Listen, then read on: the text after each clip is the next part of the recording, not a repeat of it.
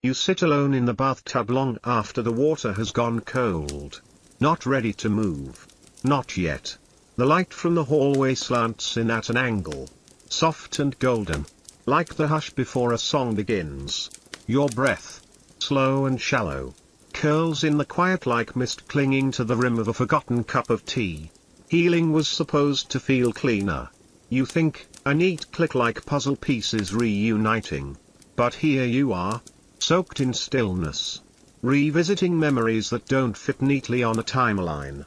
One moment, you're laughing over coffee with friends, the next, you're clutching a stranger's words like they're a lifeline. Nothing makes sense in a straight line anymore. Even your skin. You notice. Remembers grief, the way a scar itches when rain is coming. Did you know the Great Fire of London didn't burn for a week like many think? But only 4 days? And yet, centuries later, the city still rearranges its streets around the ghost of that heat. Some days, you feel like a tree that forgot which season it's in. You bloom and shed and stand bare all at once. In the morning, you might dance to a song you hadn't heard in years. Hips light, arms flung wide. By lunch, a single phrase in a passing conversation might pierce you like glass. You tell yourself it's okay. This, too, is part of it. That not every ache is a setback. And not every smile means you're over it.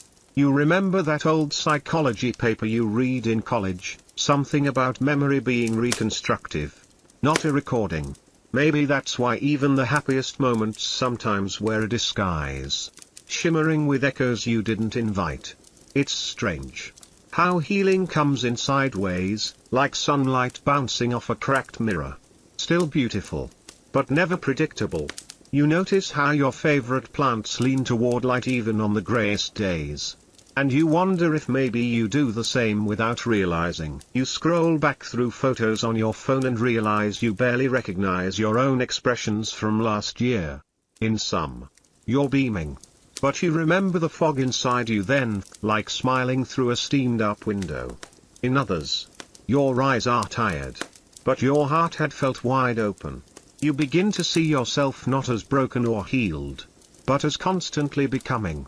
A fluid portrait in motion. Not a before and after. It's funny how the people who hurt you live rent-free in your mind for months. But the ones who helped, the grocery clerk who complimented your earrings, the friend who sat in silence with you, they slip by like soft gusts of wind. Barely noticed but forever felt. You want to remember them more. You want to collect those small kindnesses like seashells in your coat pocket. The way children do. Not because they're useful, but because they're beautiful. Maybe healing is exactly that, learning how to treasure things that don't solve anything. There's a smell in the air this evening. Like wet earth and citrus. And suddenly, you're back in your grandmother's garden. Hands stained with orange peel and soil.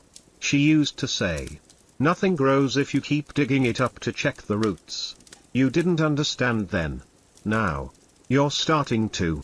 Sometimes you dig anyway. And that's okay. There are days when you feel like the world is whispering back. Just to you, through a song on the radio. A cloud shaped like a heart. Or the way the wind braids itself into your hair. On days like that, you walk slower. You listen more. There's a study that says trees communicate through underground fungal networks. Warning each other of danger and sharing nutrients. You wonder if humans do that too, silently nourishing one another in invisible ways. You begin to notice your laughter has changed, less performative. More full. Like it comes from a place deeper than before. Not every laugh. Not every day. But sometimes. And that's enough. You sit by your window as the sky darkens. And for the first time in a while, you don't rush to distract yourself. You let the quiet linger. You sip warm tea and trace the shape of your healing. Not as a ladder you must climb, but a tide that ebbs and flows. You remember that even the moon needs a cycle to return to full. There's no straight path. No finish line. Just gentle returns. You still cry sometimes. And that no longer feels like failure. It feels human. Like rain on a roof, sudden, soft cleansing.